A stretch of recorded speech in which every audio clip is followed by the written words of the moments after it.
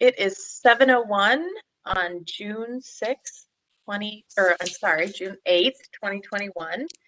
And I would like to call to order the Heritage Preservation Commission meeting. Emily, could I please get a roll call? Yes. Commissioner Longquist? Here. Commissioner Pollock?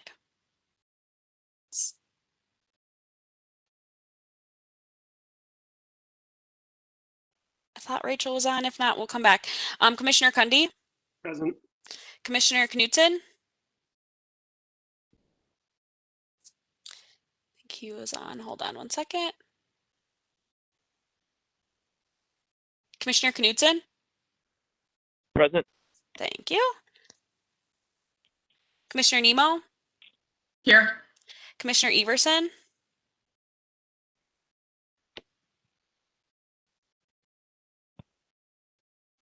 Commissioner Everson is here. We're just having some audio issues, it looks like. And then Commissioner Hassenstab? Here. And Chair Shilling? Here. It looks like we have Commissioner Everson here. Yes. Okay. Very good. Thank you, Emily. The next item on the agenda is the approval of the meeting agenda. Do I have a motion to approve the agenda? So moved. Do I have a second? Second. Emily, could we please get a roll call vote? Yes. Commissioner Longquist? Second. Commissioner Pollock?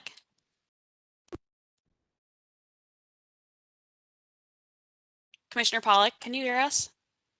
I think she was on. Maybe she's not on anymore. Commissioner Cundy? Aye. Commissioner Knutson? Aye. Commissioner Nemo? Aye. Commissioner Everson? Aye. Commissioner Hassenstab? Aye. And Chair Shilling? Aye. Thank you, Emily. Next Emily, on I our just agenda- joined. Sorry, Oh, I'm late. Thank you. Severe computer that's all right. problems, but I vote aye. Thanks. Thank you. Next on our agenda is the approval of the meeting minutes for the May 11th, 2021 Heritage Preservation Commission meeting. Do I have a motion to approve the minutes as submitted? So moved. Do I have a second? Second. Thank you. Emily, could we please get a roll call vote on approval of those minutes? Yes. Commissioner Longquist? Aye. Commissioner Pollock? Aye. Commissioner Cundy?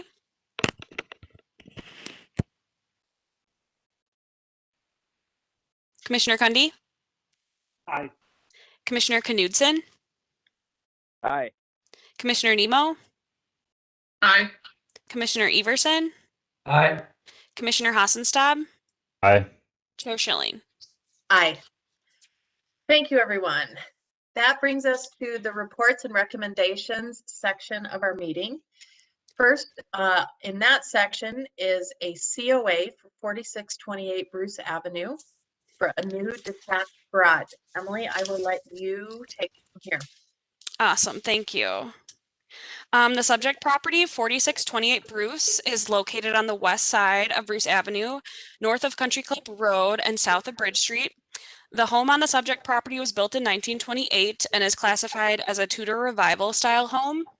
Tonight, the request includes a demolition of an existing detached garage and the construction of a new detached garage at 4628 Bruce. The proposed 22-foot by 24-foot garage is slightly larger than the existing 20-foot by 20-foot footprint.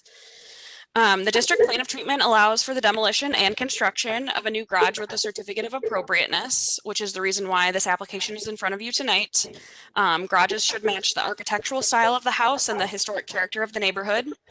The new garages should be subordinate to the house and should be placed in the rear of the lot to minimize visual impact from the street.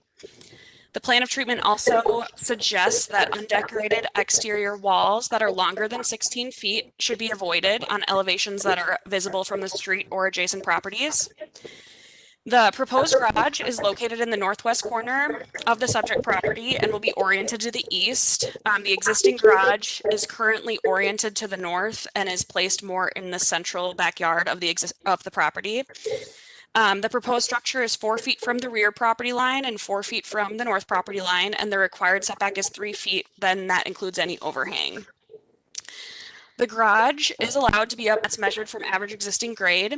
The proposed garage height on this project is 21 feet 4 inches. The applicant has noted that they will be requesting a variance for the height of the garage through the Planning Commission.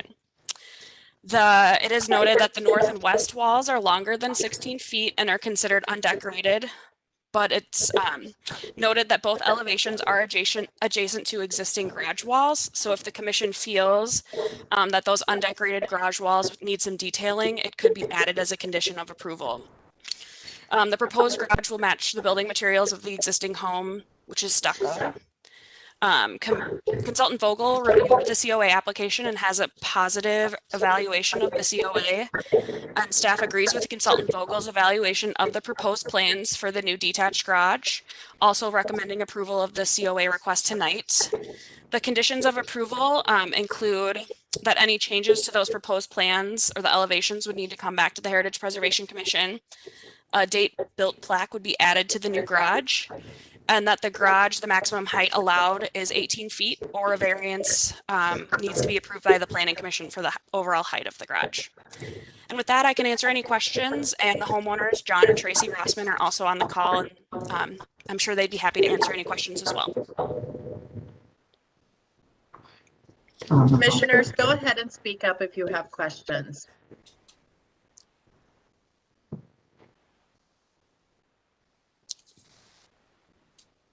I have a question.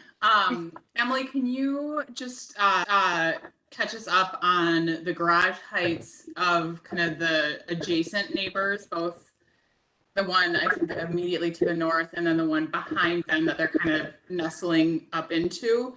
And then I know you had passed along kind of other garages that had been permitted in the area. Kind of where are those in relation to the property as well? Yes, let me pull up here. So the two. If I could just clarify, the height of the proposed garage is 20 feet 4 inches and not 21 foot 4 inches. Thanks. 20 feet 4. Okay, thanks, John. Yes, let me pull. So staff included the building permits of 2 of the adjacent garages that were kind of brought up in the application. And the building permits plans were shown. One of the garages was 18 feet and one was 17 feet 4 inches, I believe. Staff had the engineering department go out and measure those garages as they were built, and it was verified that both of those garages are under 18 feet. And so they do meet code. The garages, let's see, can pull up here a map.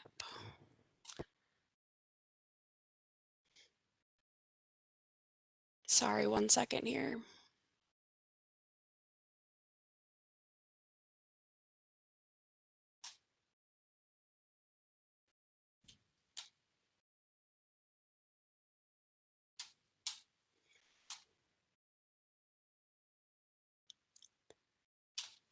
I'm gonna share this here.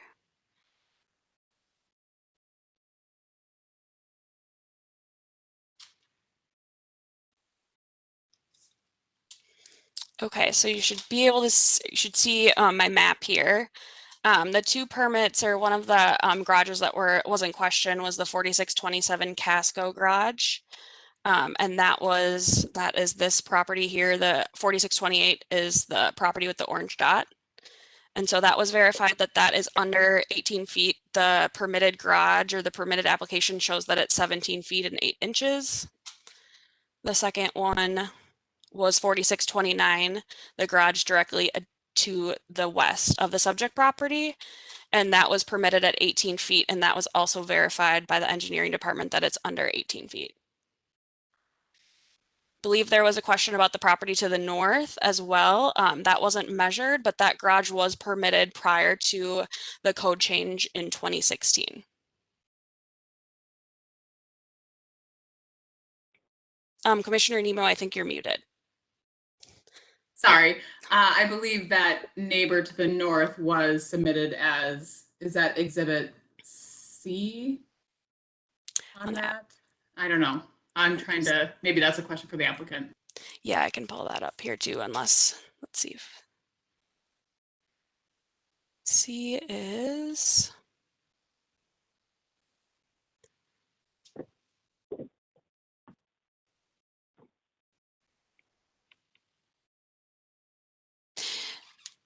$627. Exhibit C, it looks like, and John and Tracy, correct me if I'm wrong, that was 4627. 4627, so that's this property. It was Exhibit C in the application. Okay, so we don't know the neighbor to the north, what the height of the one that they're pretty much going to be kind of right next to each other. We don't know what the neighbor to the north, that garage height is that correct? 26. Correct, I don't have that in front of me here. That was the one that was permitted prior to the code change, but yes, I don't have that height in front of me.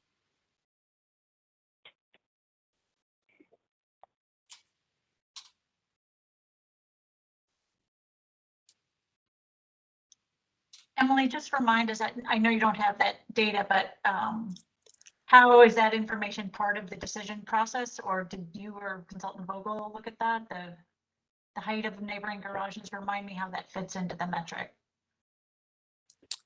So the code has so city code requires that the maximum height for a garage would be 18 feet, and that's measured to the highest point. The plan of treatment recommends that garages be within 10% of the average of the surrounding garages. But it can't be any taller than city code would require, which is 18 feet. So Emily, when you say recommends, is it not truly a requirement? It's in the plan of treatment. It is not a code requirement. But just also to reiterate that the 18-foot max height is a citywide code. That isn't a country club code. That's a citywide code. Correct. That is a zoning code. That is not something that the Heritage Preservation Commission could take action on to allow something that's taller than the code would allow. That would be action taken by the Planning Commission, and the applicant has noted, or they have submitted a variance application to go through the Planning Commission. The recommendation for staff, the positive recommendation by staff is conditioned on the fact that the garage would be permitted at 18 feet or less, or that there would be a variance approved by the Planning Commission.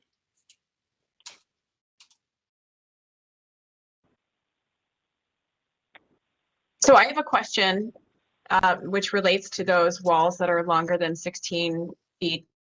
I know in the past we have added that as a condition, that there be landscaping or a trellis or something to sort of break up that undecorated wall. In this instance, it's facing, it looks like 3 other garages. And so I wonder, if anybody, the Commissioner, Emily, if you have any recent precedent where we have maybe not added that as a condition, if there's really no visual impact to the other properties. I just wanted to sort of throw that out there to see if that has been something that we've considered in the past, or if that should be a standard condition regardless of the visual impact of the other properties. I know that the commission in the past has used 6-foot privacy fences as a way that's broken up the plane wall, like the planes of garage walls. I didn't include it as a condition as recommended in the staff report necessarily. I included that if the commission thought that the wall needed to be broken up, that could be added. From a staff standpoint, I felt that because there wasn't visual impact on surrounding properties, that it wasn't necessary.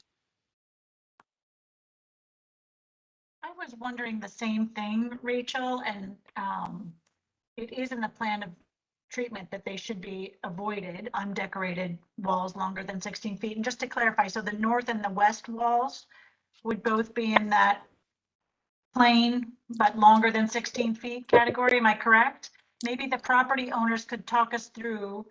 The west wall faces the neighbors behind. Is there a fence? If so, who owns it?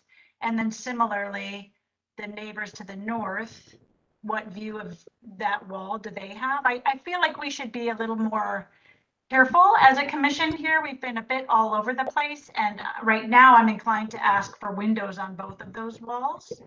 I think it's just because if fences get torn down and so on, then where are we? So we're not upholding the plan of treatment. But I would love to hear just some details. If you could paint a picture of property owners for us. Sure, and just to introduce ourselves, we've lived here since 2004, and we've raised both our daughters here, gone to school here. We were intending to move actually this year, now that we're empty nesters, but we love it here so much we decided to stay and want to do a few upgrades and stay another 5 or 10 years because we really love the country club neighborhood. When we pulled out the plans this evening to review them in preparation for this meeting, we did notice that there weren't windows on those walls. And we talked about meeting with the builder to see if we can add some windows. We don't like the window on that one wall right next to the door. That seems like a safety concern. And with the wall facing the street, so the wall facing the east where the garage door is, we probably had 2 windows above the opening, right? So that would address your questions regarding the east and regarding the neighbor to the south. Then to the west, there's a partial fence right there, and then there's a little pathway where kids in the neighborhood cross through with their bikes and walk through with their dogs and whatever. So we presume they'll continue to pass through just between the garages now. So it's mostly a fence there, but there's like a 3-foot opening where foot traffic and bike traffic goes through. And we will be putting a, I'd like to do 2 windows in the front where you drive in, garage door. And then 1 in the back at the west. So the garage would have a total of 3 windows. But they are not, the builder did not put them on the plans. But we'll submit revised plans if necessary, reflecting those windows as you're requesting, because we agree it's ugly to have a 16-foot wall with nothing breaking it up, and that's not our intent. We don't want to ruffle any feathers here. We want something that's consistent. We love this neighborhood, and we want to continue to uphold the architectural integrity of the neighborhood and the feel of the neighborhood. So we get it. That's why we love living here too. I think, thank you for that. I think one comment that I would just kind of piggyback on that would be to just kind of look at the architectural details of your house, because it is quite handsome from the street, and to carry through even that timbering, maybe it doesn't need so many windows, even if it's just the timbering that would break up that big, right now is a huge plane of stucco. And so it's only accentuated with the proposed height too. So I guess I would be inclined to say that I would like to see revisions on the elevation to incorporate the windows that you describe, and further adding some, elements that maybe pick up more on the details of the house. And then also just to go on record to say that, I guess maybe as a commission, how do we feel? Is there any, I guess, Emily, do we say anything about the height of the garage at all? Is that something that would carry weight to the planning commission? You can comment on it for sure. I think that would be reflected in any conditions of approval that you might add.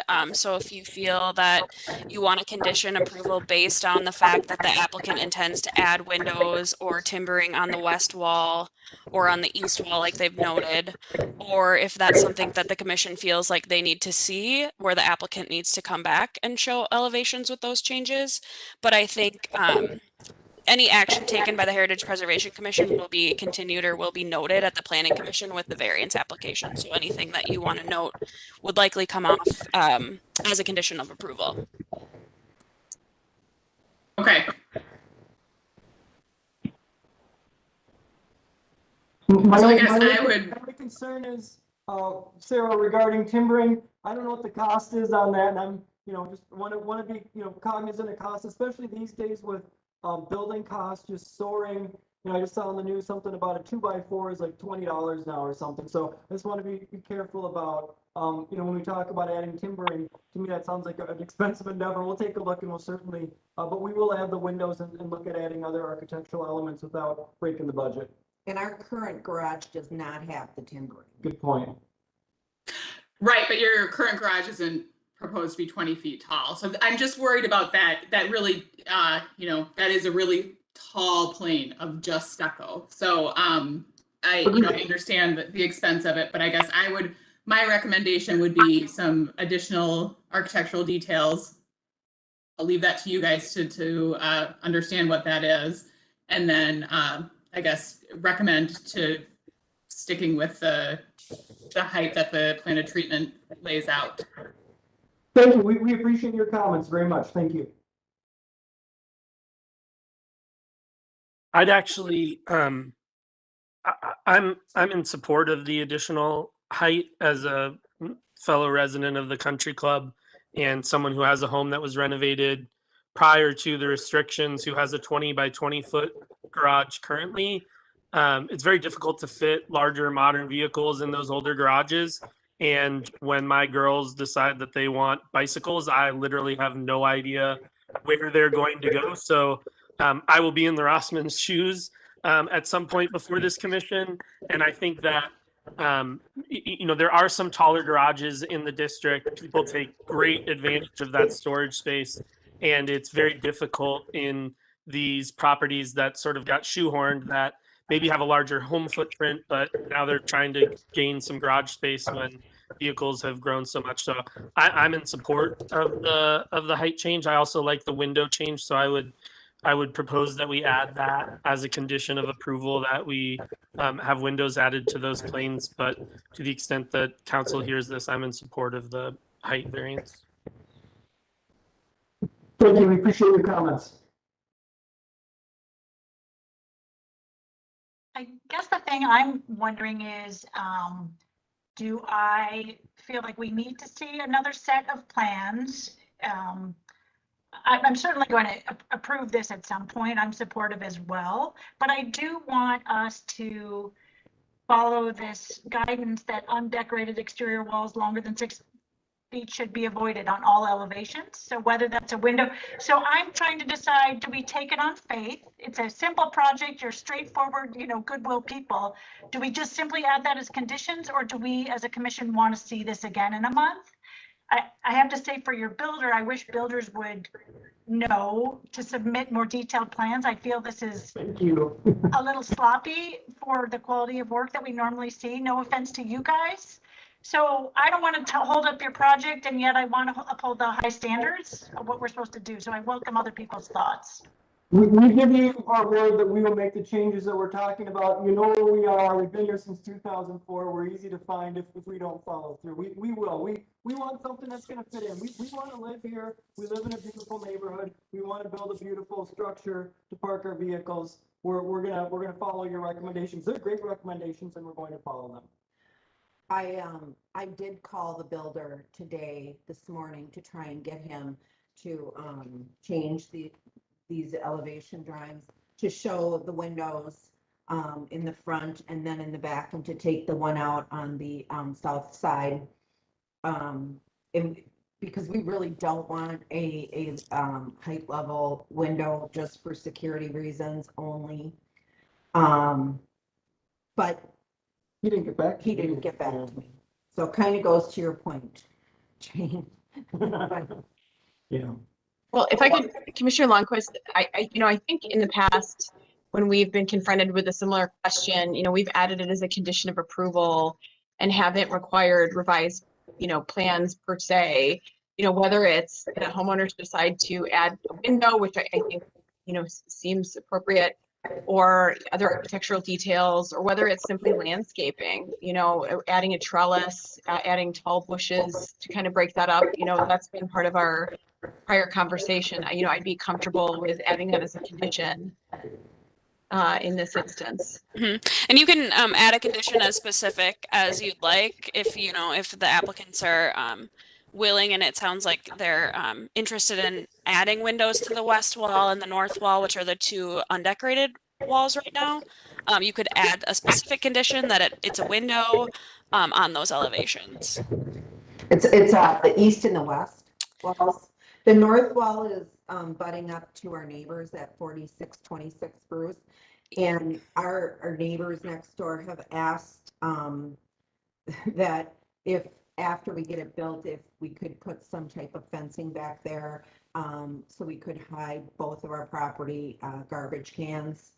That's what they've asked us, so that's. So in essence, so the garbage cans wouldn't be visible from the street. So here again, we're thinking about aesthetics as much as you are. It's like, okay, the garage will look nice, now the garbage can, what should we do with them? Can we, put them, work with our neighbors to find a place to conceal those? So we're thinking the same things you are, I hope. And we will definitely be landscaping the south side. I have other flower beds throughout the yard, so we will definitely be doing that. And if you want them added to the plans, I'll probably have to draw them on there because I don't think that the builder will be able to do that. Yeah, I can just pull these the elevations just so everyone's clear on what elevation we're talking to or speaking about. Are the new windows on the east wall going above the garage door or Yes. adjacent to it? Above the garage door, yes. Thank you, good question. As part of this, kind of going back to Commissioner Nemo's comments about the timbering up above, which I know would be an extra cost, but looking at your current garage, you have, 2 single garage doors with part of a stucco wall in between, which is a little more traditional looking than the one big garage door. And I guess my concern is that even though this is in the rear of the property, you're still gonna be able to see this from the street a little bit, especially with its added height. It's that your house isn't necessarily a symmetrical traditional house, but adding a window adjacent to that east to the garage door or moving the service door next to the garage door might help balance that front facade. But I think, also adding the window above will help kind of break that up a little bit. Thank you for your comments. Appreciate it. One other comment too is, if you only have 2 feet to the one side of the garage door, that's gonna be pretty snug. So I know you're probably trying to store stuff along the other side, but it's gonna be pretty hard getting out of the passenger side of that vehicle. Very good point. Thank you.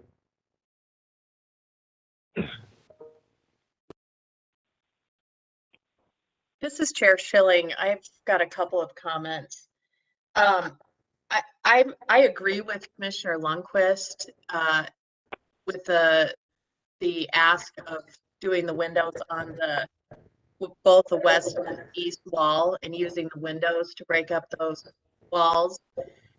Based on her comment that if we ask for landscaping or fencing and that disappears with the future owner, then we're back to not having that plane broken up. I also am hearing, I just heard that the window on the front facing the east wall will be above the garage, which should help break up that plane of stucco that Commissioner Nemo was referring to.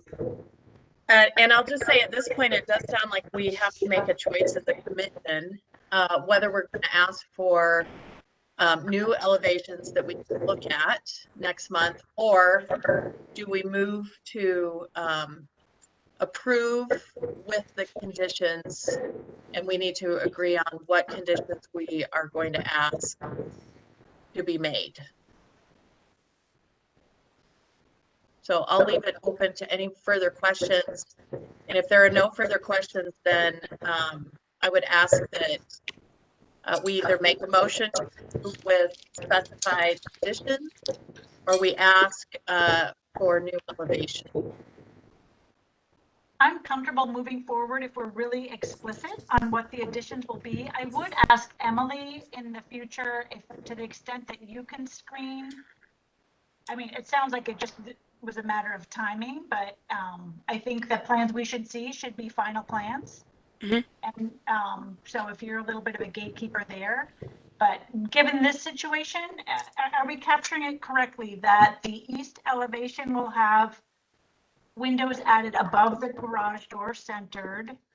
The west and north faces will also have windows added, and the south wall will have a window removed. Is that capturing what I heard correctly? No window on the north. That will be, we'll be 4 feet from our neighbor's property and their garage is right there and theirs is 3 feet. So that'll be about 7 feet of between the two garages. And that's where they want to build the fence or put up a gate or something to hide the garbage cans. And is that, did you say you were going to build the fence? Should that be a condition of this approval, or is that? No, we're not proposing, we're not seeking approval of that today. That's something we're talking to our neighbor about right now. Okay. So there would not be windows on the north and the south side. And because we feel that it's a safety issue. So the windows up high, we're great with that. I'm great with landscaping. It's just the side windows.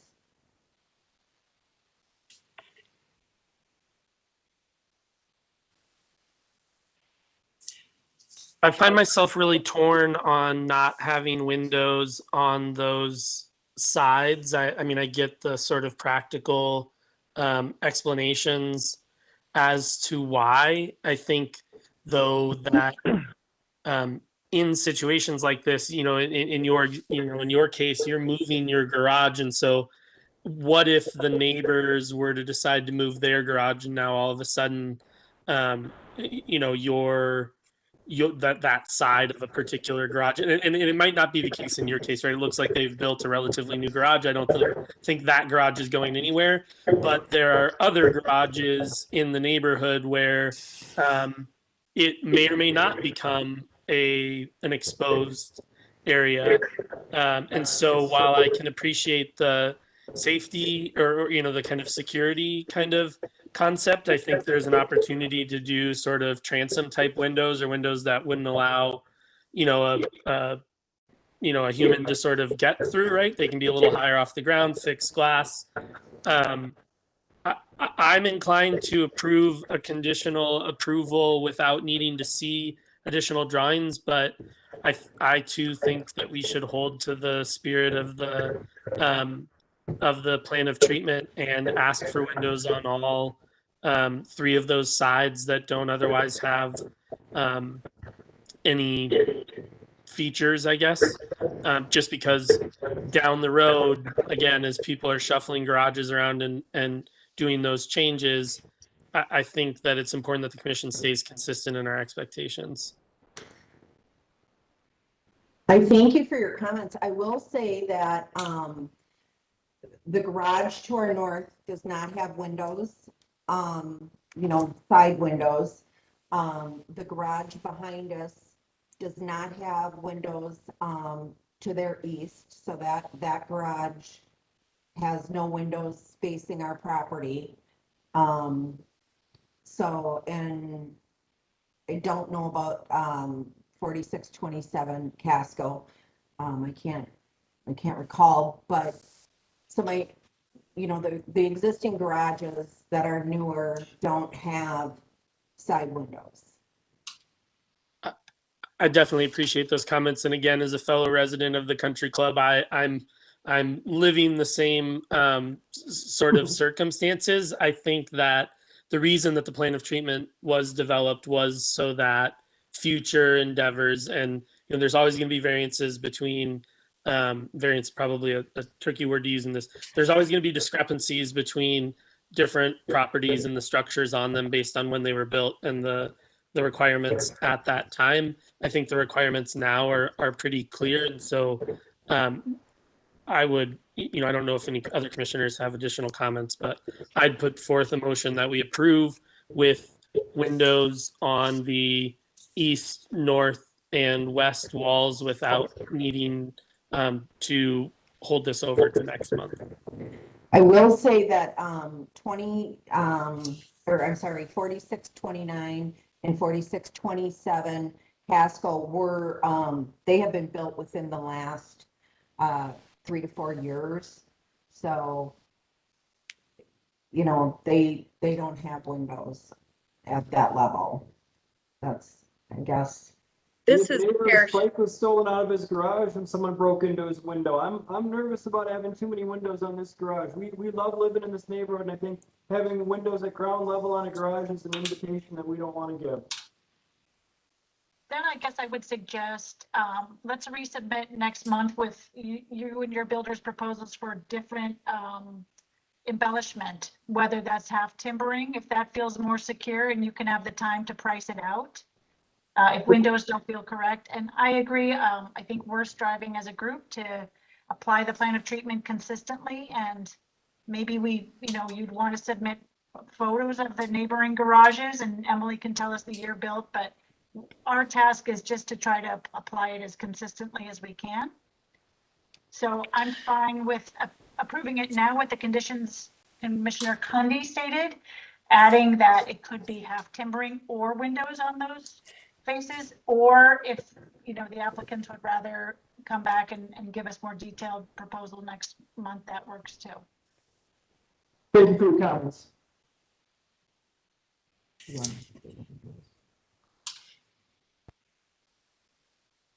this is Chair Shilling. It sounds like at this point, we are going to ask the homeowner to resubmit with updated elevations. And we can. My understanding was it was either we'd resubmit or we'd accept putting windows on 3 sides. Yes, we as a commission could also. Perfect. We would ask that option be offered to us, and we will accept that option. Thank you. Do I have a motion? I think that like going along what Jane said, I think some architectural details, I understand that the kind of that north side is really at this moment right up against their neighbor's garage, and the plan of treatment just is gray. It does say architectural detail, but I don't think it's landscaping. I feel like it probably should be half timbering or a window or something else. So I guess I'm in support of Jane's conditions. So what she said is approving it, but with the conditions that the architectural detail on the north and the west side, and then adding windows to the east side in the gable to break up that big plane, and then a strong consideration for timbering on that east facing, street facing facade, because that's really what we're tasked to do, is to really look at that east facing, street facing facade and make sure that it fits in with the neighborhood. The other garage kind of, if the gable were to be oriented the other way, it would be a different story. But you really do see that tall forehead from it, and unfortunately, the drawings that you submitted just don't tell us enough of the story. So. I agree, and I'm happy to do some of the, what do they call it, cabling? Yeah. Yeah, I mean, we're happy to put some cabling on the front of the garage. Well, I think dovetailing on what Commissioner Nemo said, I mean, would it be an option just to rotate the roof 90 degrees? So that the side gable so that front gable isn't facing the street and you're not getting that big forehead above the garage door. That might be a decent compromise. Then you're not also looking at the asymmetry of having a window there that doesn't line up with the garage door below. And then one other item too here is if we could clarify for the homeowners, maybe what some alternatives are to adding windows as far as architectural detail. I know we're talking about the timbering. I know trellises have been suggested in the past, but are there any other vehicles they could use architecturally that will provide them with some security, but will also add a decorative element that will meet the standards that we're looking for?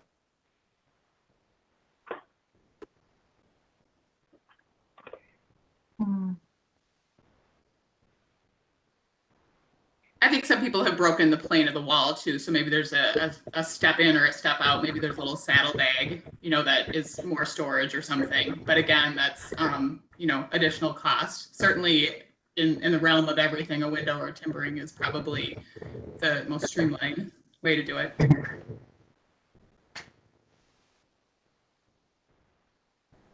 So I think we would do a window on the south side.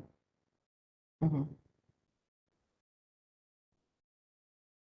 May I ask a process question before we vote on that? Emily, then would you see those draft plans with the details prior to construction? Yes, the changes would be reviewed with the building permit. So all of those things would need to be reflected on the plans that would be uploaded with the building permit.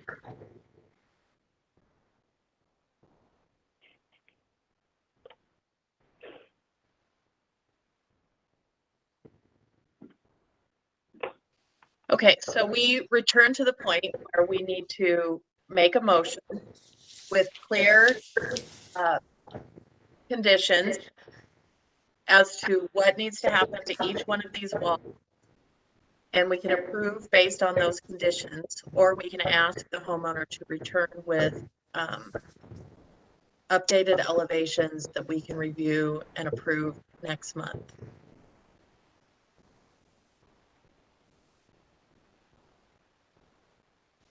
This is pretty difficult to just kind of, how prescriptive are we really to be? We're not a design commission, but at this moment, given the lack of details on these drawings, I feel like that's what I feel like we're about to do. Commissioner Nemo, I agree with you. I would say that we could give conditions that say something like, on the east elevation, there will be a window above the garage to break up that plane, and a recommendation of possibly some timbering. On the west wall, a window will also be added to break up the plane. On the north side, there will be no window. On the south side, there would be either a window or an architectural permanent detail added to that wall. I also feel like we need to be a little more cautious on the proportions of the window too, because I feel like that also needs to be considered, because if this was an octagonal window that was shown on the front of the garage, we'd be talking about that. So I feel like we're in the weeds, and I don't know if we want to be there at this moment. So I guess I'm kind of more back in the, I want to see another round of elevations. I agree.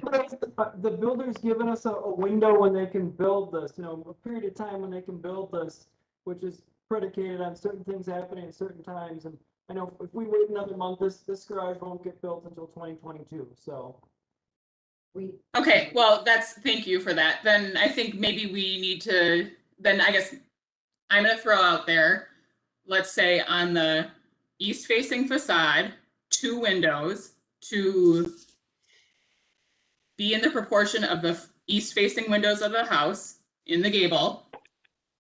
Strong consideration for timbering. On the north side of the house, some architectural details, whether it is a window in the proportion of what the house is, or timbering, and likewise on the west and the south side as well. So now you're asking us to put a window on the north side, which is going to be butting up to our neighbor's garage? I think there needs to be architectural detail. So whether it is a window or timbering, that is something that, that's just something that the plan of treatment does call for. So it doesn't need to be a window. It just has to be an architectural detail to be defined. What I would say with regards to the windows is we're going to do consistent windows. So if we do, like we have the gridded windows in our home, which is what we'll do there, all of the windows will be the same. Perfect. I think, and really it's just more that we're giving you guys the faith to do it, but we just need to have it be a condition so that when it comes across Emily's desk, she's reminded that, oh, we didn't, it's not a long horizontal window across the north side. It's a kind of a 2-to-1 proportion, double hung type window or similar proportion. I don't know. Just it feels with lack of detail, we need to be a little more prescriptive on what we're approving. I don't know. Does anybody else have a comment on that? I think that the kind of the crux of the matter for me is that, you know, the given the size of the garage and then it's kind of an unadorned box is what's causing the problem. You know, if it did step in or step out or jogged on these walls where it wouldn't be over 16 feet long, we wouldn't be talking about adding windows or timbering. But the fact of the matter is it's, you know, it's 22 by 24 and it's just a box that goes straight up and it's got the extra height on it too. So we're trying to add some detail to that, to make it fit more with the neighborhood, just to offset the sheer size of it and kind of the plainness of it. I know it's just a garage, but it does face the street. And that's really what affects the character of the streetscape the most. So I'd also like to add the comment that it is important for us to follow the plan of treatment. It's important for us to be consistent. I will say that it may seem unimportant to make sure a garage wall is adorned or not adorned. I can tell you that this commission has faced issues in the past with not holding to the standard on this very issue. We definitely want to be able to help these homeowners keep their project, but I do think we need to stick to the plan of treatment and be consistent. So in order to both help these homeowners get their project done with this window that the builder's given them, we are going to have to be somewhat prescriptive, as Commissioner Nemo said. So let's review again the conditions that we need to give these homeowners so that we can both stay consistent with the plan of treatment and what we approve as a commission, and help our homeowners achieve their project within the building window. What I just heard Commissioner Nemo say is on the east wall, we need to have 2 windows in proportion to the home, reflecting the style above the garage.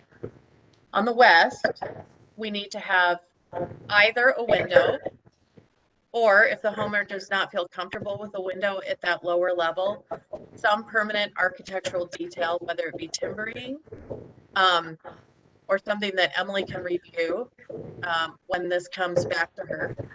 On the north side, we will need some sort of architectural detail to break up that wall so that we can remain consistent with the plan of treatment. Whether it's a window or some architectural detail. And the same on the south side. I know that the north and the south sides, there is a concern about windows being at a low level. And the homeowners are feeling that that's a safety issue, but we do need some sort of permanent architectural detail in order to break up the plan. Commissioner Nemo, have I captured everything? Yes. So at this point, we can make a motion to approve this plan with those conditions that I just stated. Do I have a motion to approve? Can I ask? Oh, go ahead, Emily. Can I ask a clarifying question? Of the conditions that were also outlined in the staff report, I'd ask that there would be those added as well to your motion. The any changes that were discussed outside of the conditions would need to be brought back to the Heritage Preservation Commission. A date-built plaque would be added to the new garage, and that the maximum height for the garage is 18 feet, or a variance would need to be approved by the Planning Commission. Agreed. And I think most everybody was in agreement that the 20 feet was acceptable. I disagree. So that's not a decision that this commission will make. That's something that's reviewed at the next, your variance application, which will be reviewed by the Planning Commission. Right, and I understand that. I just wanted the notes to show that, you know, the group of I don't support that. So I don't want that to be a consensus. Okay. Yeah, and I'm agnostic on that issue. I don't express an opinion on that. It's not for us to do. And then I want one more clarifying question for the group. Sorry, just want to make sure it's as clear as possible. On the south wall, they're currently showing a door on that elevation. Is that acceptable as the only architectural detail, or the only way that that wall would be broken up, or is there something in addition that needs to be added to the south wall? Emily, the door, the measurement from the edge of the door to the far wall, does that break up is it the 16 feet that we need to make sure is broken? It's 22, that wall's 24. I don't have hold on one second.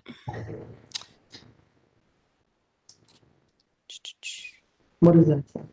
Okay, Is that 3 feet? The door is 3 feet, so it'd be 5 feet. 24, so it'd be 19 feet. The door in that 2 feet would be 19. Just want to pull up. Right, so I think that if it were to be moved and that kind of broke up the plane and to be 16 feet to one side of it, that would be considered an architectural detail in my mind. Okay, so if the door is moved so that it breaks up the wall where there's no length that's greater than 16 feet that's not broken up, then you guys would be okay with that. I agree. Okay. I agree. It doesn't seem like that's really a possibility though, right? With the stairs going under, the only place that door could go is sort of where it is, right? I guess that's up to the applicant and their builder to work out how that will. I just wanted to make sure that that was an acceptable option, if that's something that. Yeah, I'm good with that.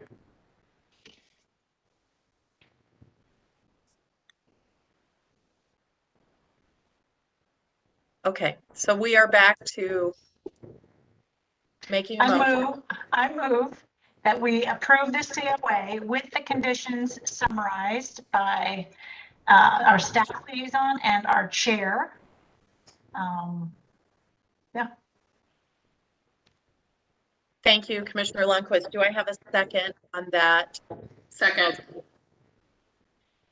Okay, Emily, could we please get a roll call vote on approving this COA with the conditions summarized by myself and you, our staff liaison? Yes, Commissioner Longquist, Aye. Commissioner Pollock, Aye. Commissioner Cundy, Aye. Commissioner Knudsen, Aye. Commissioner Nemo, Aye. Commissioner Everson, Aye. Commissioner Hoskenstad. I think he had to sneak out, so, and then Chair Shilling. Aye. This motion has passed. So the motion with the conditions laid out by myself and our staff liaison. Yes. Can I read them one more time so the Yes, applicant please. and then the whole commission can hear it as well? Thank So I you. have that the east elevation, that there will be 2 windows that are proportionate to the home and style will be placed above the garage. On the west elevation, there will be a window or a permanent architectural detail such as timbering. On the north elevation, there'll be an architectural detail to break up that wall, which would include windows or timbering, or another architectural detail. The south side, there would be a window or an architectural detail, or the door is moved so that there's no wall that's greater than 16 feet that's undecorated. And then the 3 conditions that are outlined in the staff report, which are any changes to the plans would require that the Heritage Preservation Commission review the new plans. A date-built plaque would be added to the new garage, and that the maximum height is 18 feet or a variance would need to be approved by the Planning Commission. Okay, thank you. It helps Can just I to add, make sure. sorry, just one minor detail? Can we just add and window trim, just so we don't have stucco right to the window? So that Window. that's a little more, Yes. a little more historic. I like it. Good thinking. And Emily, when I get. Sorry to be so prescriptive, it's just the drawings don't show much, so we have to do it. We didn't make those drawings. We're sorry. We didn't draw that. And Emily, when I get these fixed, I will send them to you, hopefully by the end of the week. Awesome, thank you. Yeah, that would be helpful with the Planning Commission review if you have that. But Yep. if not, the conditions will be reflected in the staff report to the planning commission. Now, I want to just tell the homeowners, so we have approved the COA based on the conditions that Emily just read off. There is a 10-day period where this approval can be appealed to city council. And you will have to work with the planning commission on that variance of height.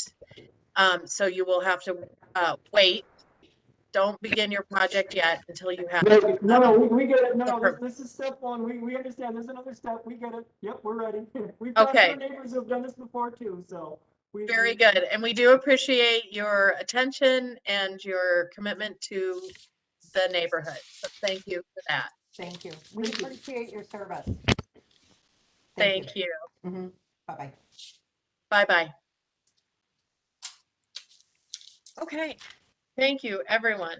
The next part on our reports and recommendations section is the Human Services Funding Task Force volunteer request. So Emily, do you have any more information on this for us?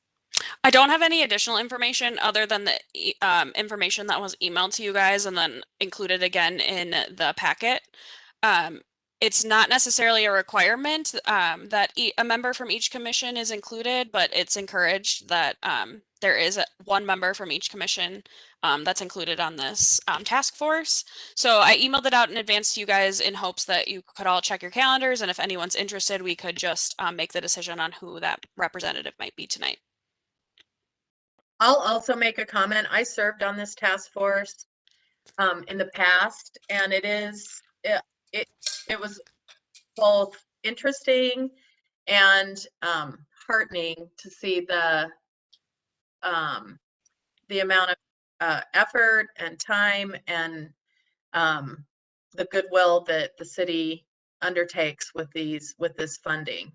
So I had a very positive experience as part of the task force in the past.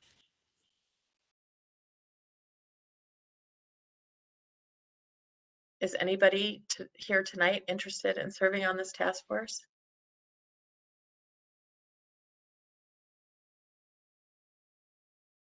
Emily, can I say to the group that as they have a few, if they give it any more thought and feel inclined to do that, they can reach out to you? Sure. You know, I will volunteer if there are no other volunteers on the meeting that wish to step into that role. I'm happy to do that. Thank you, Rachel. Thanks. Thank you, Rachel. All right, Commissioner Pollock will be the representative from the Heritage Preservation Commission on the Human Services Funding Task Force. Thank you, Rachel. Thanks, Rachel. I'll send your contact information to Reese. She's the management fellow and she's kind of the head of the task force. So I'm sure you'll get more information from her in the future. Sounds great. Thanks. Okay, the next portion on our reports and recommendations is our 2022 work plan brainstorming. So this is when we begin to think about what we want to accomplish as a commission on our 2022 work plan. And we can start to field ideas now as we hone it down to our final work plan. So go ahead and speak up if you have suggestions or ideas for including on our 2022 work plan.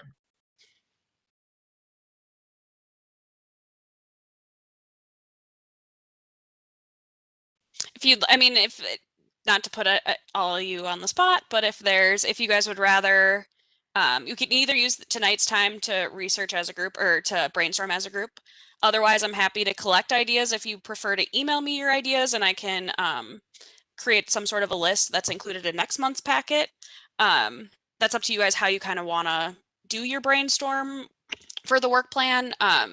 In years past when we've done it, we've just kind of used one of the meetings as a brainstorming, get all of the ideas out on the table, and then in future meetings, we'll kind of narrow it down. And then with the final meeting, I would put it into the template for you guys to review and approve, then to go on to the city council.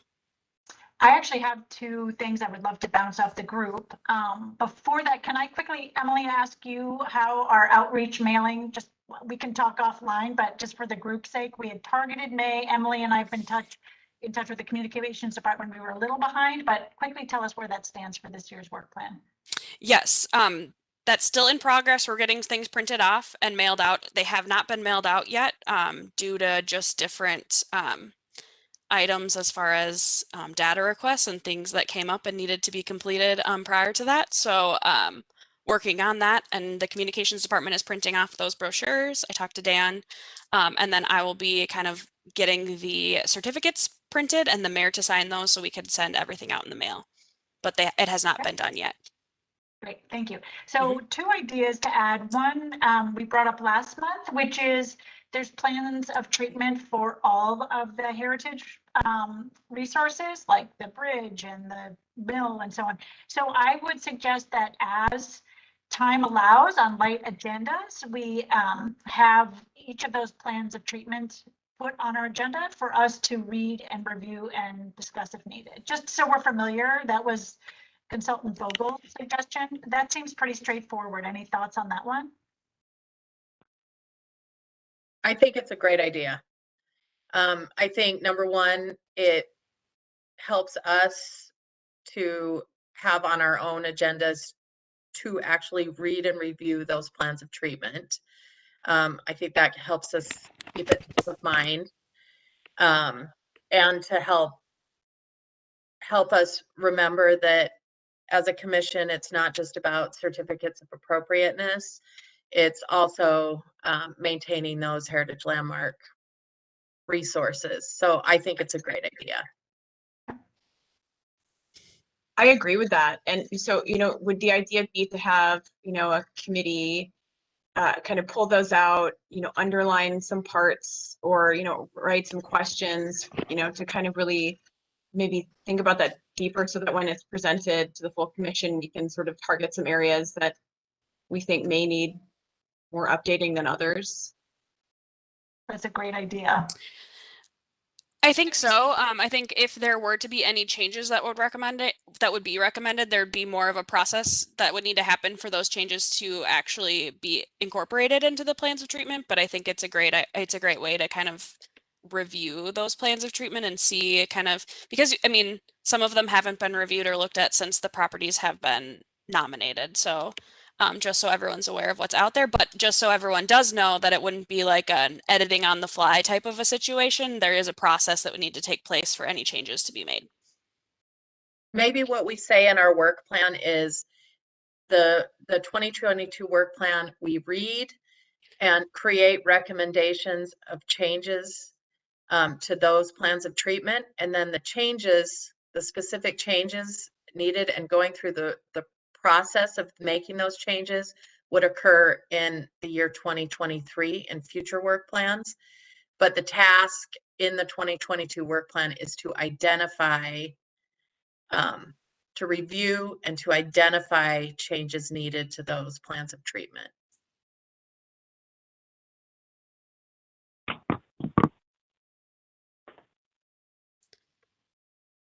I think that's great. And Rachel, I like your idea of some people being in charge of cliff notes for the team. Mm-hmm. If no further thoughts on that one, my second one is sort of a similar timeline, and I would love to help to drive this forward if there's interest from the group. And that is to explore development of a Century Homes program for Edina. I've mentioned to a few people when I went to the statewide preservation conference in St. Cloud a few years ago. They had a terrific program that they've done there. I have their materials, so I'd love to explore the expense and feasibility with the city. It's basically anyone who lives in a home that's 100 years old or older submits a basic book report on the history of their house and is willing to pay it was $300 some to get a bronze plaque with our stamp of approval. And it would be a great way to capture some history, do some education, and to expand engagement beyond the country club district.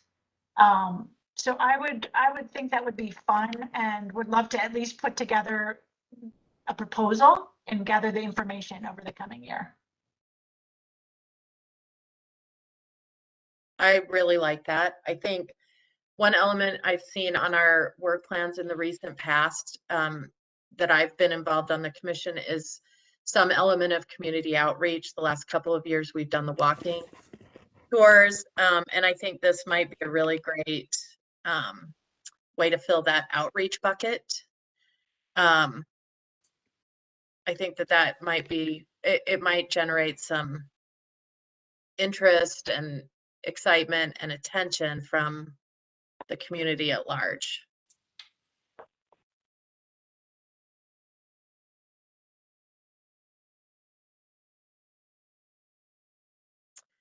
One idea I have, 2 years ago on our work plan, we worked with an archaeologist who identified some areas that might yield some prehistoric resources.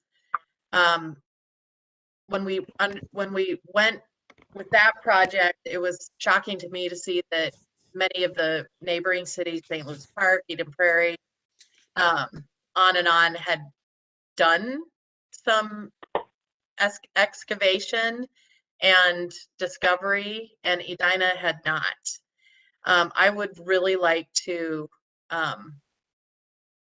work on finding the funding. I know that that's an aspect of this, to take the identification work that archaeologist did and go to the next step. He had 3 steps laid out for us, and I would like to pursue that. And we do, our newest commissioner, Knudsen, is an archaeologist. So I would love to be able to utilize his skills and move forward with that. Well, that's right. So, yeah, I mean, it's definitely something I've seen similar types of programs be implemented in other places I've lived and worked with. And I certainly have some expertise that I could help guide us on that. And I think, it's another great thing about that, especially if we're talking about doing, finding a place, finding support from maybe some local landowners. It's a chance to engage the community and give an opportunity for people to participate. And it's a good opportunity for interaction. I've done similar types of kind of community archaeology programs in some pretty remote areas in Alaska, some villages out there, some communities in San Diego, and some other places. So I think that's a great idea, and that's certainly something I'd love to be able to help out with. Mm-hmm. On that work plan specifically, the commission will probably have to think about what role they would like to take in that. Likely any grant writing or anything would be done by Robert or myself. And so what role would the commission want to play in a project like that? What would you guys specifically be working on with that? So think about how you guys would want to be involved or what that might look like, because we'd want to put that information on the work plan.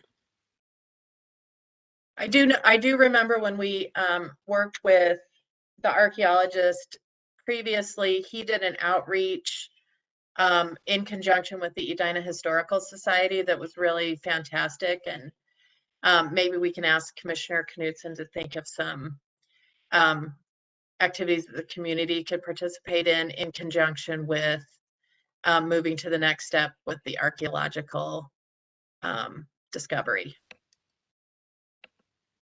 I think that's great. Yeah, I'd happy to take a look at that. Okay, let's definitely put that on our brainstorming list and continue to develop the plan there. I love that. And Emily, if there's some obvious funding sources, you might share back with us what criteria they're looking for. It might help us frame the scope of the project with Garrett's input of, how we're putting our work plan language forward. Yeah, I think that will be great. Robert knows, will know a lot specifically about grants that might be available for this specific work. Obviously he was unable to attend tonight, but we can kind of work into that. I would imagine we'd like to, if there is a specific idea for outreach, we would want to write that into any grant application or anything like that when we're looking, or an RFP that we're looking for, so that whoever the commission might choose to work with is aware of that and they can incorporate that into their plan.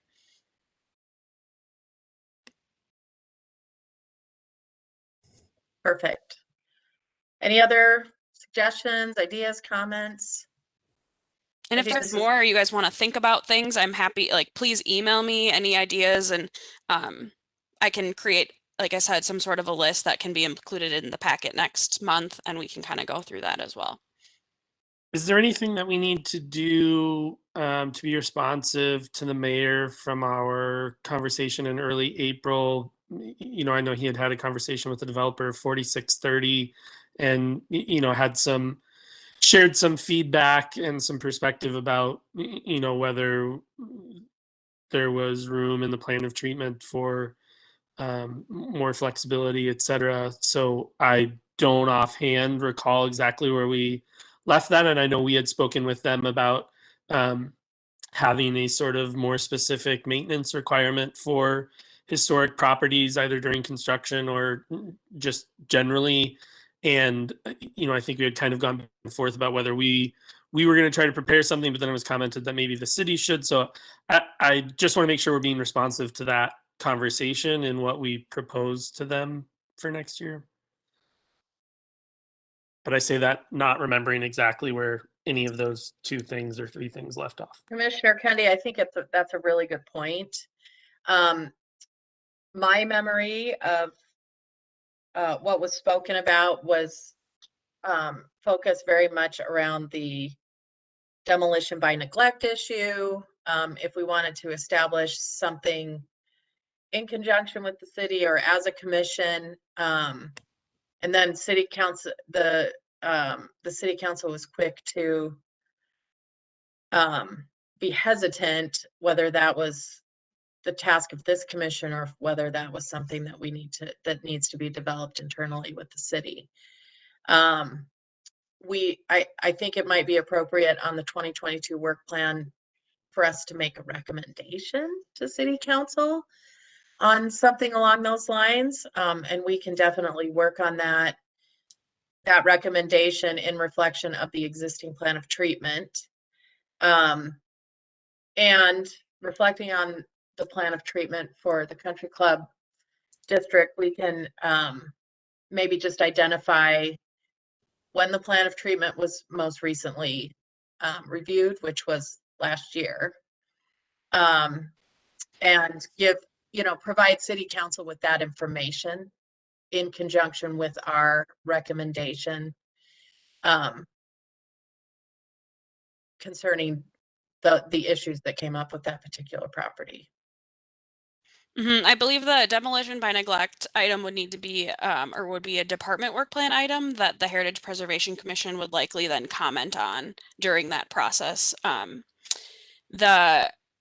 I know there was some questions on, you know, when it was discussed, the mayor and city council mentioned that maybe the plan of treatment should be reviewed, but like Annie said, that was recently completed.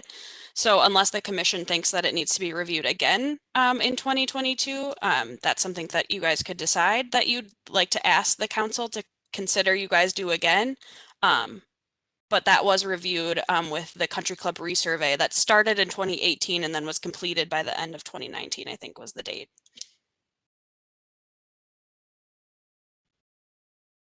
Yeah, I think we can frame it and we can continue to brainstorm here more broadly than demolition by neglect, which it was a bit of a dead end. Because one of the pieces I recall is that consultant Vogel said we have a role in terms of educating other city members on what our piece is. So maybe it's what's the COA process for properties that are vacant?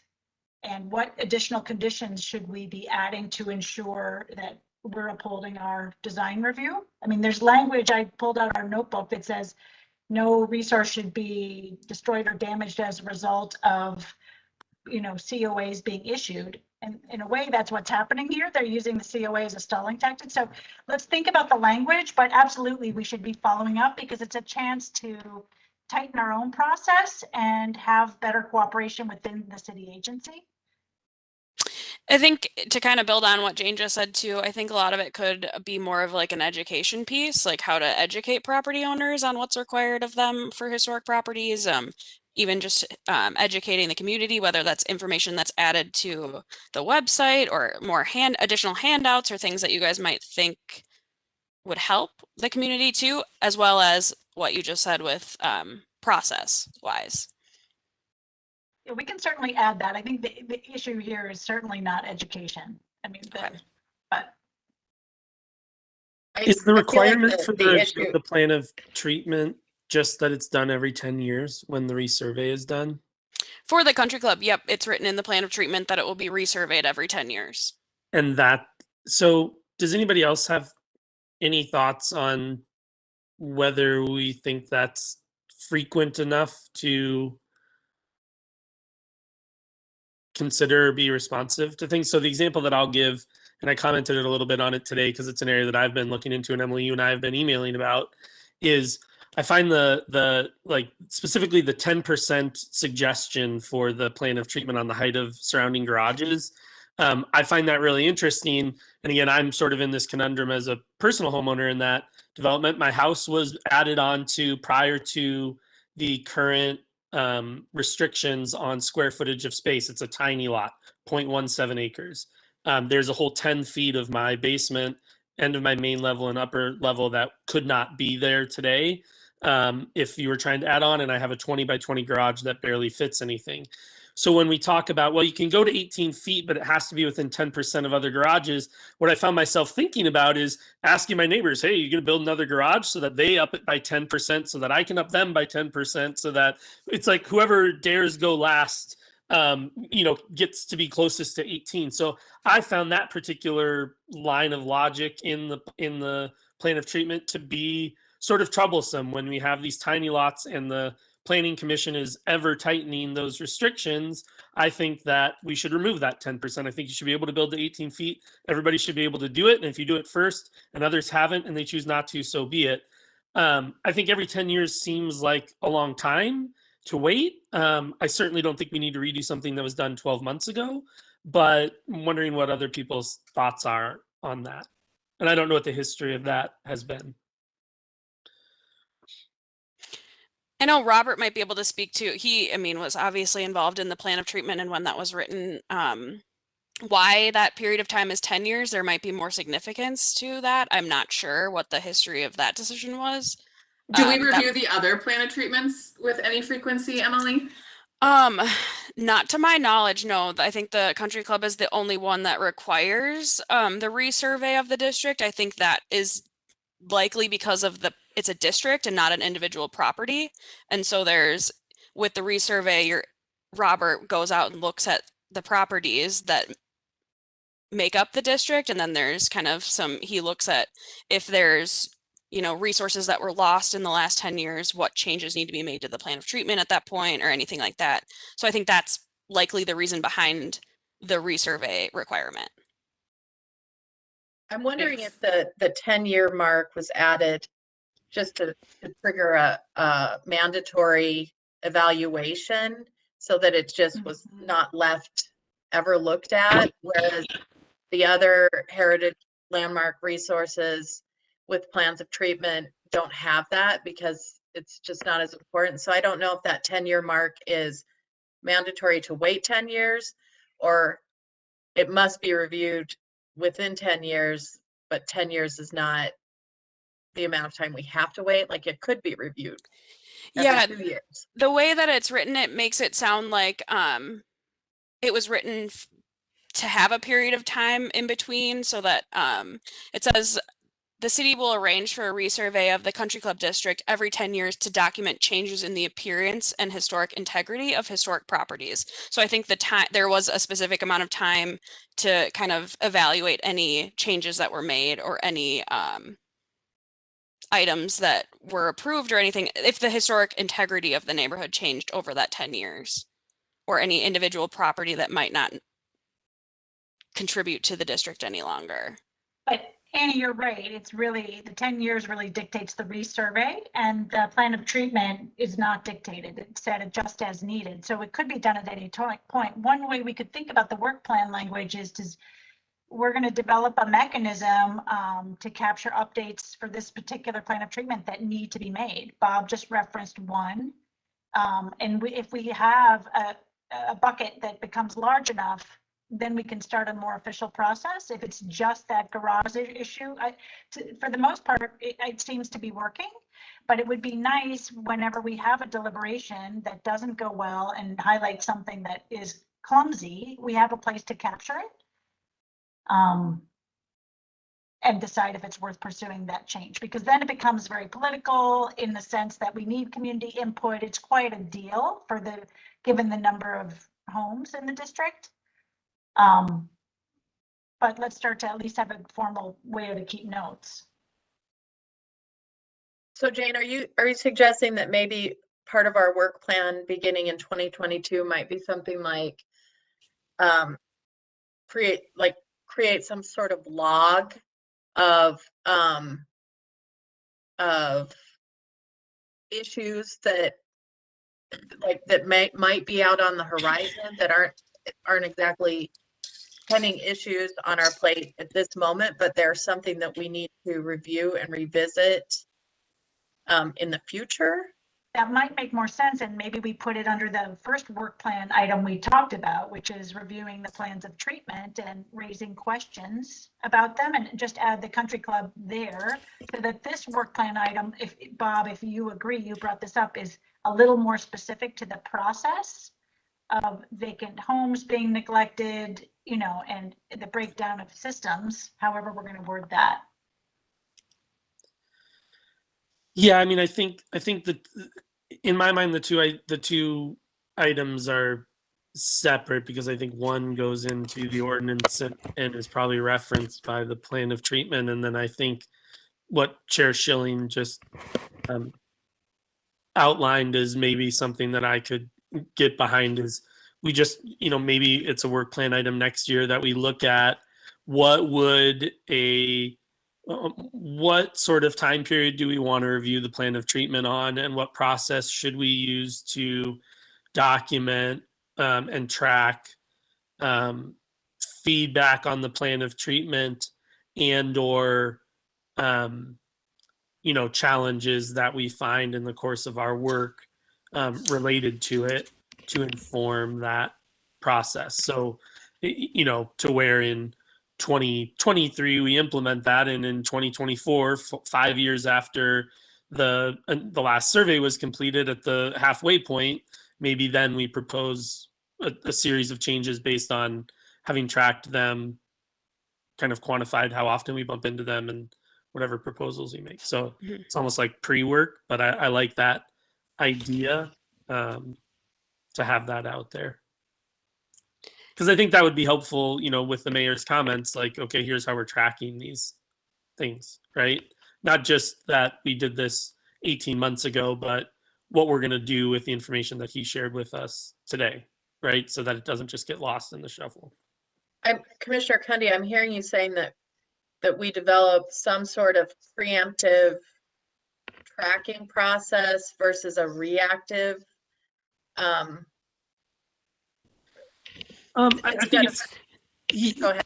Yeah, I think it would be helpful to be able to say to the mayor not only that, you know, well, we just reviewed the plan of treatment 2 years ago, because that doesn't change the fact that he just got feedback that says that there's an issue, or that I have an idea of something that I think is sort of goofy about it. Because the bottom line with the height thing is that I have to measure my neighbor's garages and then go find the tallest ones in the neighborhood to add them to my calculation to get as high to 18 as I want. It just seems like a goofy process to me. And then what you submit, like what we saw today, what you submit may or may not be what is actual, right? So I feel like, yeah, it's clunky. It gets a little clunky, but I think it would have been like in a year, I'd love to be able to tell the mayor, we appreciate that feedback. We want to let you know that the last time this was reviewed was in 2019. The commission has decided that we're going to attempt to make suggested, given the procedure that it takes to update that, we're going to propose that we do that every 5 years. Here's our method for tracking those suggestions and the general timing of when we'll reach back out to people, or this will be considered, and when it will come back to you, et cetera. Like, so it's a little bit of process and tool to answer your question. It's like what we're going to do with that type of feedback, not just that, well, if any of us are on the commission and remember in 9 years, we'll be sure to account for what Great Neighborhood Homes wants. So Emily, you can help guide us on how to capture that. Yeah, I guess I'm not sure what that might look like or what that is, but definitely if you guys think of ideas and bring that to the next meeting, I'm happy to kind of combine that or put that on our list. I'm not sure what that might look like. So any direction would help if you guys have that or have any ideas that you can bring to the next meeting so I can make sure that it's on your list. I think that as we think about these ideas, particularly this one, we need to think of what product we're going to produce. So on our 2022 work plan, is the product a new tracking tool of beacon issues that we might need to revisit in the future, or issues that have come up in our in what we've seen come across our desk. And maybe like with the garage height issue, like it wouldn't be what the commission, and as you guys know, I feel like a broken record at this point, but it wouldn't be necessarily an ordinance, a zoning issue that you guys are looking at. The 18 feet isn't a decision that the Heritage Preservation Commission has any input on. That's a zoning code issue. So maybe it's just a matter of right now we're asking for applicants to submit height information on surrounding garages. Maybe we take that off the application and we look at, we may have permits for surrounding garages, we may not, based on when they were built. So if, that might be something that you guys would want staff to provide, me look into building permits and when surrounding buildings were permitted and include that in your staff report instead of asking the applicants to provide that information. If we don't have that information, we don't have that information then. If surrounding garages were built 40 years ago and we don't have the building permit information or plans that say how tall they are, building plans are, after a certain amount of time, they're not kept within the city. So after a certain amount of time, any elevations or anything that's was submitted with the building permit is no longer there. Right now, we're doing all of our plan review electronically. So in the last few years, we have all those plans and we will continue to have all those plans. But maybe it's just a matter of us taking off that requirement on our application so that you're not asking the applicants to provide that information. Instead, that's something that staff looks at or provides information on when garages were built if we have that. Oftentimes, like tonight, it was the homeowner themselves that provided their application. A lot of times with different architects or surveyors, they can shoot that garage information easily and look at those garage heights and provide that pretty easily. Tonight, certain people just don't have the tools to do that. So that's also something to consider with application requirements too.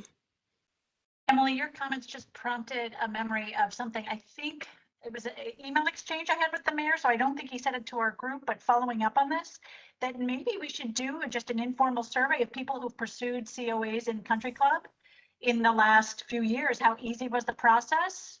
What was challenging? And the mayor suggested to ask that of builders and architects as well. And so part of it is just making it user friendly. We could consider that. I don't know what the group thinks. Would that be valuable rather than just our thoughts on wording, or was that already done? I'm seeing a smile from Sarah. Well, I think it's, coming at it from, both sides of the table, I feel like there's a ton of work that goes into it as an architect. And I feel like, yes, it's a huge expense for these homeowners to take on to do these applications. And, kind of case in point tonight, I feel like that was really difficult for me to understand how much time and effort that other people have put into this, and then to have somebody submit what they did today. I think perhaps that's why we have a plan of treatment, is because they do need to kind of rise to the level of what we're asking of them. So I don't know how beneficial a survey would be, because I think, yeah, it's a pain in the butt, but guess what? It upholds the plan of treatment, and that's what everybody buys in Country Club for. So I don't know.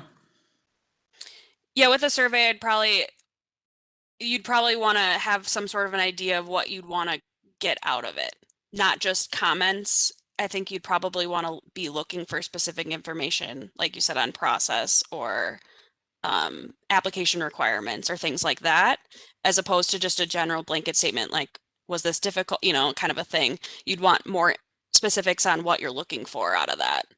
And then Emily, I guess kind of also on that, like, yeah, can we ask the city to, do more, is it not on the homeowner to get these garage heights? Is it too much to ask for the city to do it? Or is that something that kind of is already done and it's just additional information that's fed to us? I mean, I could easily or if it's part of our process and that's information you want is like building permit information, look to see if we have that. I personally don't have the tools to go out and measure garage heights. So if that's something, No, we had another department to do that. No, like looking into the building permits. I mean, I know in the past, like we as a commission cannot, allot hours for you to do things. So suddenly if we're adding that to your task list, is that something that's kind of, okay, well, that's, for every COA is now another hour of my time that I need to do that. So. Well, I think for like garage permits, that's something that I can do. Like I said, we just might not have the information, and then that might be that's something that you would have to be okay with. We might not get any information depending on when those surrounding garages were built. And then that's something that you guys would also have to be okay with, or at least then you might not have any information to make some decisions on then. I'm happy to look into surrounding it's only depending on the property, like maybe 6, properties, depending on how it's all laid out. Right now it says the adjacent properties or the average of the block, the detached garages on the block. So unless I'm specifically requested to do the block, I probably wouldn't. But because that would take a lot of time.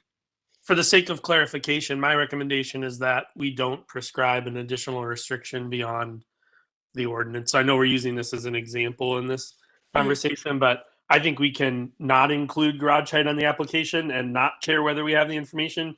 In the city of Edina, you can build a garage that's 18 feet tall, and if your neighbors haven't done that yet and they choose not to, so be it, but that's what you can do in the city of Edina. And as long as your plan is a front line elevation of 18 feet, then you don't have to go around like holding rulers up like in the Schaefer's, we get these goofy pictures, right? I mean, you can see the pictures in the Schaefer's 4524 Drexel, like literally they're standing there with rulers in their hand. Like it's just a goofy thing altogether. I would almost be embarrassed to go ask my neighbors to go and do that. I think it should just be abandoned altogether. We should just say you can build a garage that's 18 feet because that's what code is.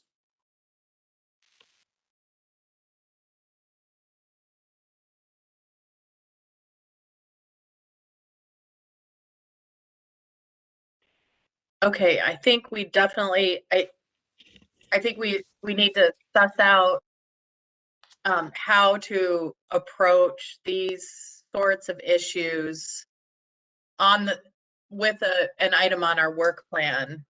And I am getting the feeling like it's going to be something around process, as well as some sort of tracking tool. So I think let's keep it on our radar and continue to talk about it and think about it between now and our next meeting. How we can capture it in some way.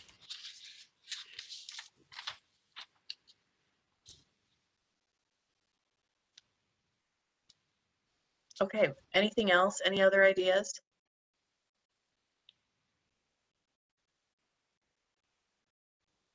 Okay. I think we're ready to move on. This was very good brainstorming. I think we have a very good start on our 2022 work plan. And given the extent of the last conversation we just had, I definitely think we need to put some thought into how to capture some of these concerns in some way on the work plan. And just so it was clear too, I guess, I don't know, maybe this doesn't need to be said. I wasn't aware that there were going to be any changes to the elevations that were submitted. So that was something that was not communicated to me until just now.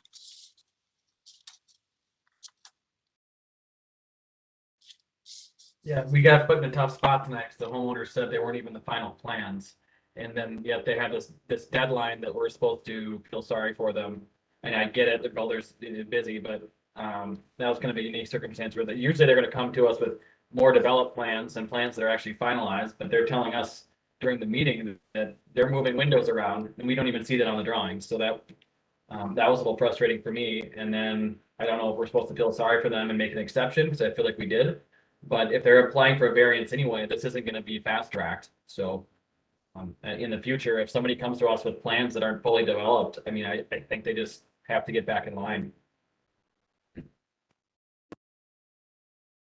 I think that's well said. Thank you, Tommy. And it is hard to do in the moment.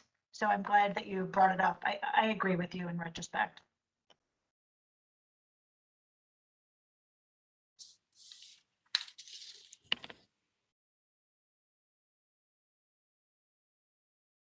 Okay, I think we are ready to move to the next section of reports and recommendations, which is a conversation around our regular meeting schedule and possibly some changes there. So I'm going to let Emily explain what we need to chat about.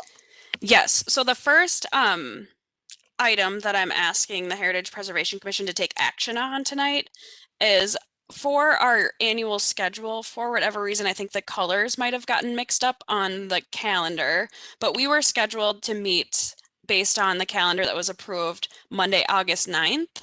I'm asking the commission to take action and change that meeting to Tuesday, August 10th.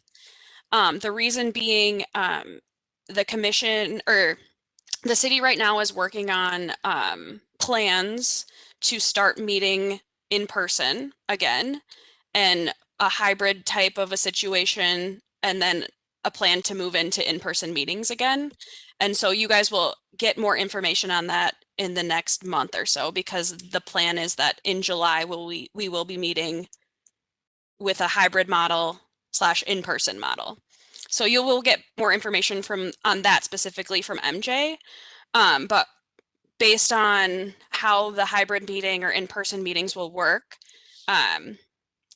the Heritage Preservation Commission should be on Tuesday, the 10th. That would be our regularly scheduled night. So that's the first item that I'm asking the Heritage Preservation Commission to take action on tonight, is changing that meeting officially. The second being with the hybrid model that the commission or that the city is working on right now, it will work best or it's preferred that all the commissions meet in the community room.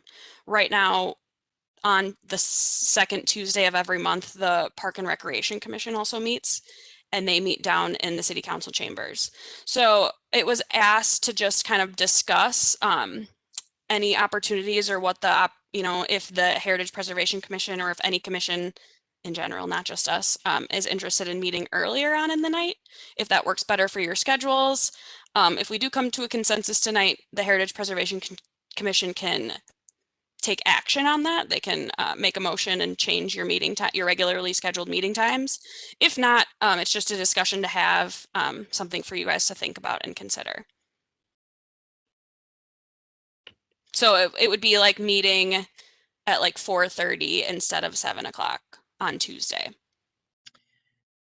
Okay, let's start with the change of date. So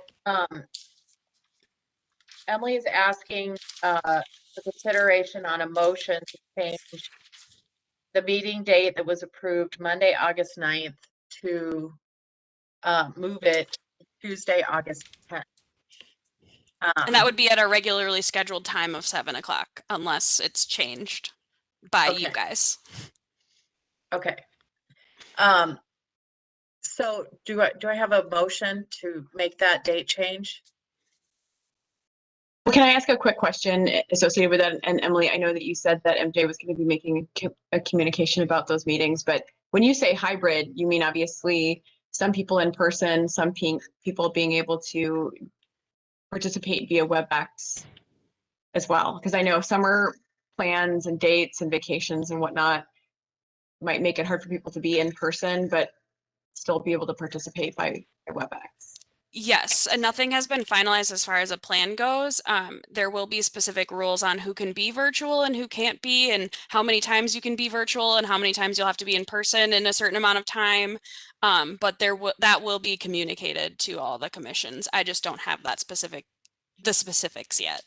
But yes, the virtual model would be some people via WebEx and some people in person. Okay.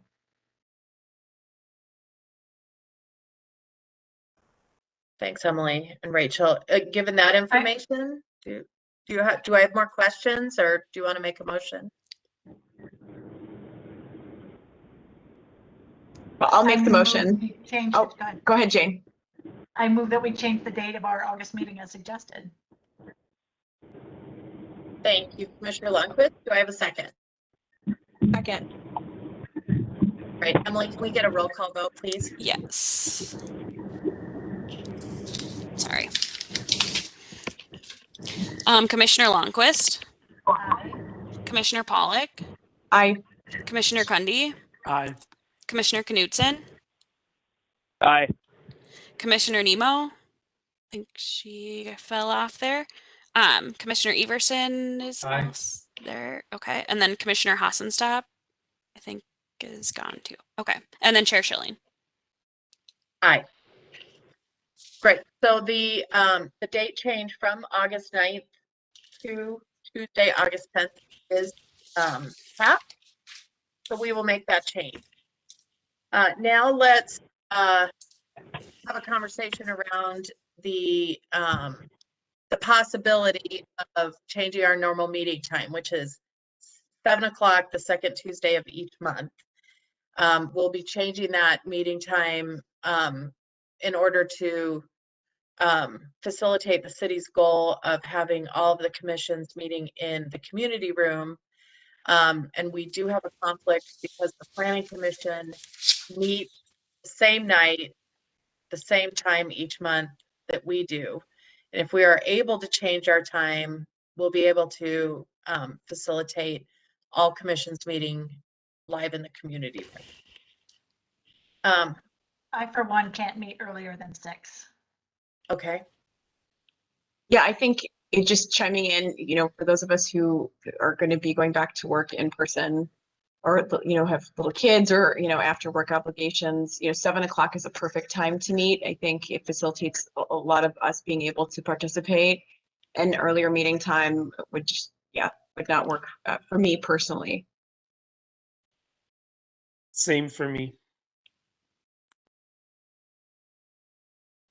Okay. Well, I think that's all the feedback we needed then. Thank you. I think it is. Yep. Okay, so no motion needed. We will keep our same time, same meeting day of the month.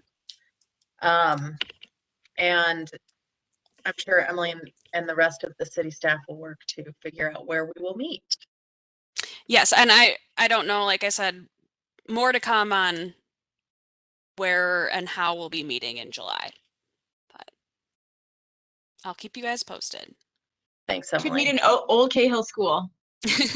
That would be awesome. Or the Grange Hall where they used to have town meetings. Let's do it. Amazing, actually. Should we pass a motion right now for that? That would be great. Okay. Can we meet at Wooden Hill? Also great. I'm not sure that the recordings of those meetings would be of any good quality. Okay. Any more comments, questions on that topic? Or if not, we will move on to chair and member comments. Do I have any member comments?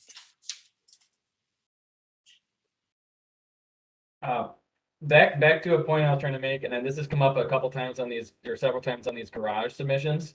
We keep referring to architectural detail other than windows, and I think we need to give these homeowners some more guidance on what that could possibly be. I don't know if there's a portion, there's somewhere that this is written exactly what the architectural detail is, or if that's just a subjective thing up to maybe the architects in this commission to define. But that's, I think, worth looking into. I got the sense with these homeowners in particular, they're not working with an architect or a designer. They're working with kind of almost like a prefab garage builder, right? So their plans and 3D models or whatever they're rendering for pretty crude. And so they're probably not getting a whole lot of guidance on what the options are and how to make this thing look nice without spending a lot of money. So maybe there's a list that we can make of some suggestions of how people could help meet these requirements without just adding windows everywhere, especially since that's a security concern on garages. Emily, does this sound like something that we could add to our work plan, like creating a list of appropriate architectural details and options? That might be something to add to our 2022 work plan. Commissioner Everson, I think it's a great point. And it may be somewhat site specific depending on the house and what because we're trying to match the existing, the structure. But I think just in general, there could be some guidelines on that and maybe some different options that we could have for homeowners. Yeah, I think that would be very helpful. Yeah, I agree. Thank you. For Even the to give comment. with people when I'm meeting with them for a pre-application meeting, just so they have that in front of them prior to getting to the commission. I also think it takes advantage of the fact that we have gifted architects on our commission, and their guidance and wisdom can help inform future heritage preservation commissions. So if we could develop some specifics, that's a great idea.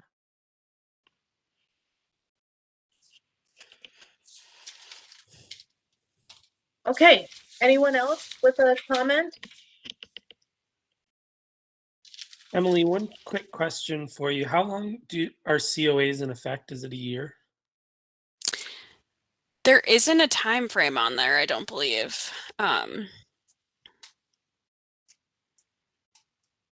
We don't have a time frame on them.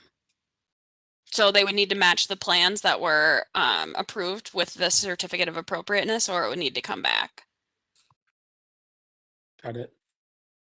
That's interesting though, when plans are approved at the planning commission level, typically there is a time frame. If it's not developed, then, they would need to come back. Maybe, yeah, I throw that out there as a consideration for discussion as part of a work plan item. I did not know that. Yeah, I can look further into it. I know that like variances and stuff, legal requirements and things that are different than a certificate of appropriateness. I think that's probably a condition that could be placed on a COA, but definitely something I could look into. Or if you guys are looking at adding that to some sort of a work plan, or something, then we can do that too. Well, in news that'll shock no one, I'm asking because of 4630 and the complete and total lack of any progress on that property and my tremendous anxiety that we are just a short 60 to 90 days away from going into another fall and winter with plywood and no roof, etc. So I was just curious if that was ever going to sort of come back into our court.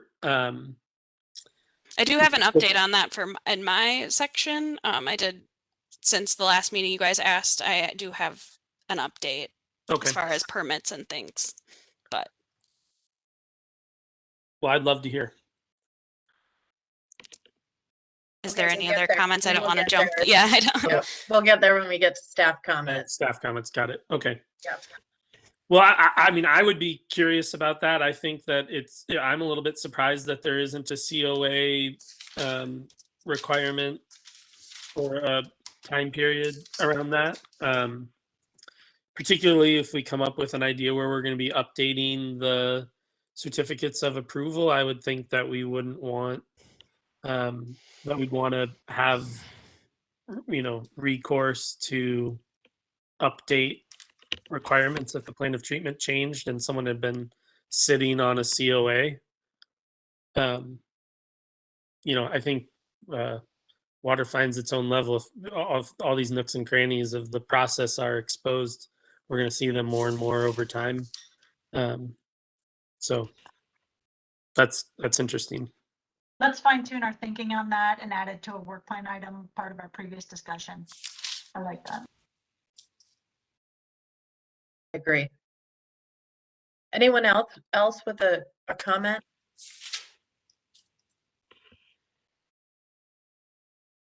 I can give an update on one of our items on our 2021 work plan, which is the walking tour.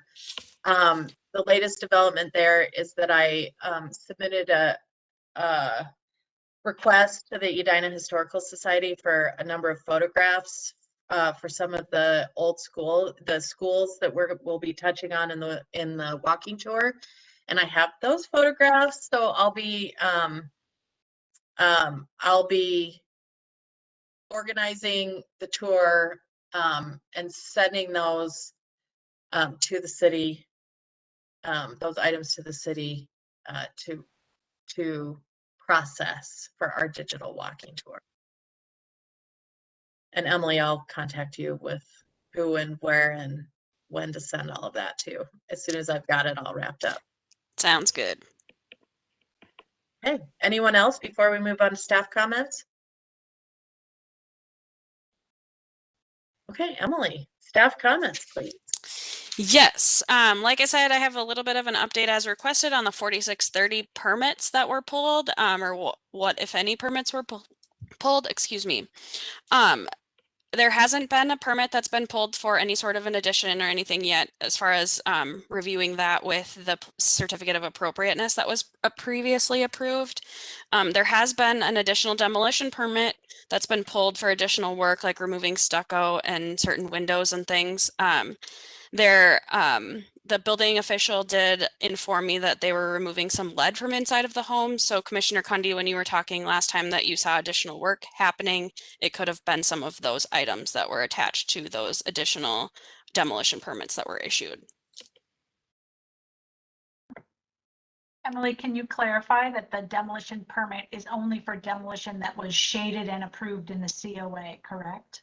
Yeah, it would only be for things like trim and things that would need to, yes, be approved or be indicated on those plans. So with the break windows and things like that are not included in the 50%. So yes, but any additional with a permit that will be or pulled in the future, that for the addition or for the work that will be done, the major work that's done on the house, that will all need to match, correct? So just to clarify, they're going to remove more elements, but they have not said they're going to start the overall renovation? There is plans to start a renovation, but I don't have a timeline on that, or I haven't spoken to the builder on what the timeline is. I think the building official has, but I can't speak to when that might be. It'll be right after it falls over, Jane. Yeah, exactly. And then one other clarifying question, the chain of events, if they demolish more than is indicated in their approved COA? Then a permit wouldn't be issued for any sort of work. Previously, in other circumstances that there's been questions on if more than 50% has been removed on a project, a stop work order has been issued in the past, and then they would have to clarify the walls or what's being removed and what's not to verify it matches what they've approved with their permit. And then at that point in time, if more than 50% of the walls were taken down, then they'd have to go through the process of getting things reapproved or going through the process with whether that might be variance applications based on, setbacks, if there's existing non-conforming setbacks, and an updated certificate of appropriateness. Is this is a typical sequence that there's a demolition permit that precedes the regular building permit? For remodels, yes. Okay. Thank you.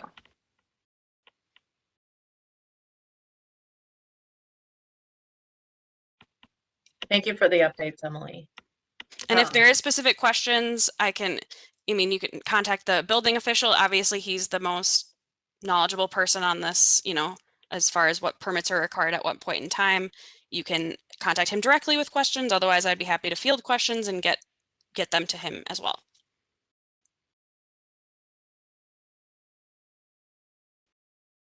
I guess the question that I would ask, and what I think we need to start preparing for, given that I don't want to wish summer away, but in 90 days it'll be September and we're going to start seeing rain and fall elements come in. If they do not move forward, is the city prepared to require that that have a suitable roof covering on it, and at what point do they need to have windows? Like I know that David had previously said he's not exactly sure what they could do, and there's hoops that have to be jumped through, but I know it changed ownership, but we're coming up on 90 days of having changed ownership. There seems to be there seems to be a lot of dedication to letting it sit and or taking it further apart. I think most rational people wouldn't do that going into the winter, but at this pace, there will be less of that building standing there in September, October than there is today, and the same issues that it was exposed to last winter will be exacerbated. So particularly the roof, when do we pull the trigger? When does the city pull the trigger on requiring that they get suitable protection for that building? And I would go back to, and Jane, you can probably provide it, says in the handbook that the city will not allow heritage resources to deteriorate. So if we will not allow it, what do we do?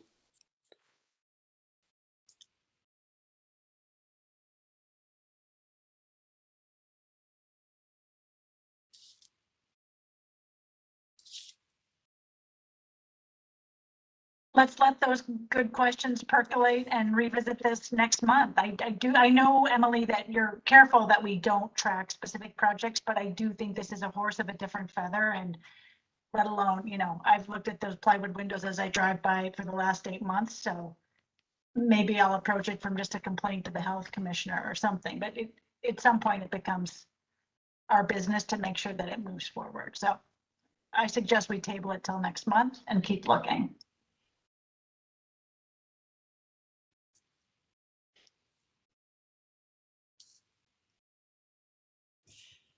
I think that's a great suggestion, Jane.